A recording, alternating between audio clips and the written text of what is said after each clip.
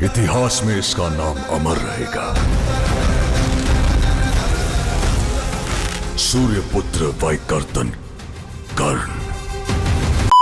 Recently release हुई कल्कि 2898 ने वर्ल्ड वाइड 1100 करोड़ का कलेक्शन निकालने के बाद दुनिया के सामने अपनी कलेक्शन रखी है, तो उसमें से एक बड़ा हिस्सा हिंदी डब से भी आया था, ह्यूज 292 करोड़ का।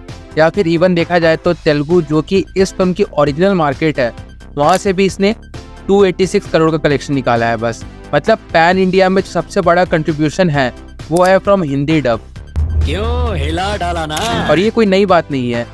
बाहुबली 2, KGF 2, पुष्पा 1, RRR, सलार, जितनी भी फिल्में रही है, इन सब ने हिंदी डब से चाहे तो हाईएस्ट या फिर सेकंड हाईएस्ट कलेक्शन निकाला है, जो क्लियरली ये दर्शाता है कि नॉर्थ इंडिया और द हिंदी बेल्ट हमेशा से न्यू और एक्साइटिंग प्रोजेक्ट्स को बैकअप देने के लिए रेडी रहती है, जिसका एग्जाम्पल हनुमान, कार्तिकेय 2, सीतारामम, कांतारा ये सब भी है। बट अब बात ये आती है कि जब इस सिनेरियो को हम उल्टा कर दे और एक्सपेक्ट करें कि जो बॉलीवुड की फिल्में हैं वो साउथ इंडिया में जाकर वहाँ की मार्केट को पेनिट्रेट करे, तो वो बहुत ज़्यादा मुश्किल लगता है या इवन नामुमकिन। लाइक आप साउथ इंडियन डायरेक्टर्स की ही बॉलीवुड फिल्म्स देख लो, लाइक जवान एंड एनिमल। दोनों ने अपने कंप्लीट रन में तमिल और तेलुगु लैंग्वेजेस को भी मिलाकर 60 करोड़ प्लस का डब वर्जन से कलेक्शन नहीं निकाला था। फिर पुष्पा, जो कि अपने फ्रेंचाइज की पहली मूवी थी, उसने भी हिंदी डब से 100 करोड़ की कमाई की थी। तो इन सब का मतलब हम क्या समझे? साउथ इंडियन मार्केट में लोग बॉलीवुड की फिल्म को देखना पसंद ही नहीं करते हैं, क्या यही कारण है? अगर हाँ तो लेट मी डिसअपॉइंट यू, ऐसा कोई कारण नहीं है, क्योंकि ये तो मैथ्स जो हमें परोसी जा रही है ना, उसमें एक बहुत बड़ा लूप होल है। और वो कैसे? आइए मैं बताता हूँ। जवान हिंदी AKA बॉलीवुड इंडस्ट्री की बिगेस्ट हिट, जिसने वर्ल्ड वाइड 1148 करोड़ की कमाई की, उसने हिंदी वर्जन से 582 करोड़ की कमाई निकाली थी, और तमिल से 30 करोड़ और तेलुगु से 27 करोड़। पर अब जब हम उस कलेक्शन की तरफ नजर डालेंगे तो जवान को साउथ इंडियन मार्केट से रिसीव हुई थी, तो वो थी ह्यूज 150 करोड़ की। यस, 150 करोड़। पर ये कैसे है?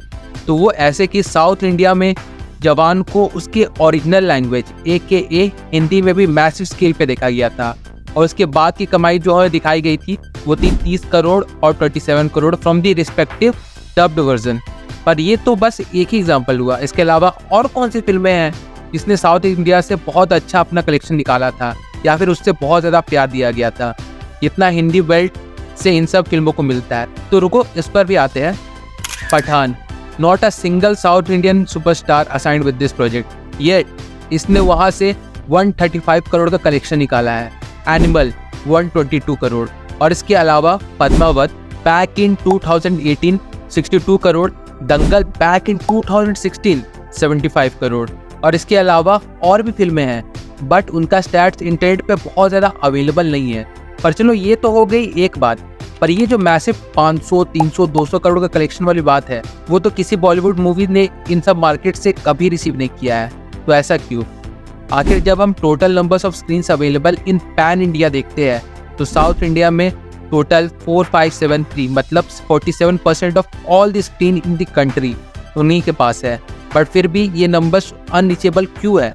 क्यों 500, 300 या 200 करोड़ वहाँ पर रिसीव नहीं हो पाते हैं, जबकि साउथ इंडिया फिल्में नॉर्थ इंडिया में आके वो कलेक्शन निकाल पा रही है? क्यों? आखिर क्यों? सोचने वाली बात नहीं है। बात तो सही है। तो फिगर नॉट, इसका भी जवाब है, और इसके लिए हमें थोड़ा सा कंपैरिजन करना होगा regarding the content. So let's start from the beginning. Baahubali, Kantara, RRR, Hanuman, KGF जैसी कितनी ही फिल्में हैं जो हम बोल सकते हैं कि बॉलीवुड ने रिसेंट टाइम से डिलीवर की है। Not a single one. And more over, most of the Bollywood films अपनी कंटेंट की जो पोटेंशियल है ना, वो एक चीज़ पर आकर हमेशा खो देती है, और वो है उनका एक चीज़ को सबसे ज़्यादा प्रायोरिटाइज करना, लव, प्यार। फॉर एग्जाम्पल, ब्रह्मास्त्र ने अपनी सालों की मेहनत सिर्फ और सिर्फ प्यार को ही अबव ऑल दिखाने में लगा दी, and not even with some superior entity से प्यार या विश्वास, सेल्फ लव या फिर सेल्फ डिस्कवरी, ऐसा कुछ नहीं, जो कि नॉट गोना लाई बॉलीवुड में बहुत रेपिटेटिव कंटेंट हो गया है। और सिर्फ ये तो एक एग्जाम्पल है, इसके अलावा ऐसी ढेरों फिल्में हैं जिनके स्टेक्स बहुत हाई होते हैं स्टार्टिंग में फिल्म के, बट जो चीज़ इन सभी को सरपास कर जाती है वो है प्यार। But on the other side, Baahubali, RRR, Kantara, इन सब की जो स्टेक्स रहती है वो अपने मेन मोटिव से भटकने नहीं देती है, जो एक जॉनर एक्शन के होते हुए भी अपने छोटे छोटे सब प्लॉट्स और ओवरऑल एग्जीक्यूशन के चलते सभी फिल्मों को सरपास कर जाती है। और इसलिए जब हम बॉलीवुड की हाईएस्ट क्रॉसिंग फिल्म्स की लिस्ट देखेंगे तो उसमें भी लव स्टोरीज वाली फिल्में आपको बहुत रेयर दिखेंगी और एक्शन या फिर लाइक स्पोर्ट्स ड्रामा वाली फिल्में काफ़ी।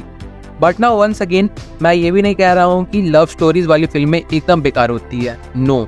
क्योंकि फ्रॉम 1940s अगर हम देखें तो जो पैन इंडिया में जिस मूवी ने रूल किया है हर साल, या फिर जिस मूवी ने हर साल की हाईएस्ट कमाई करने में सबसे ऊपर रही है, उसमें से मैक्सिमम लव स्टोरीज ही थी।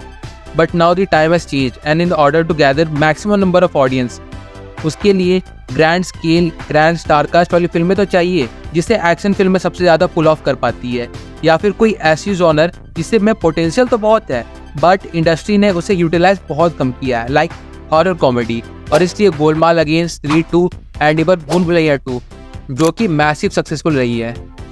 Okay, now back to the topic. तो अगर लाइक हम बॉलीवुड को अपना एक्सपेंशन साउथ इंडिया में करना है तो उसके लिए एक्सपेरिमेंटल फिल्म्स तो चाहिए ही चाहिए। ये बड़ी अच्छी बात कही आप।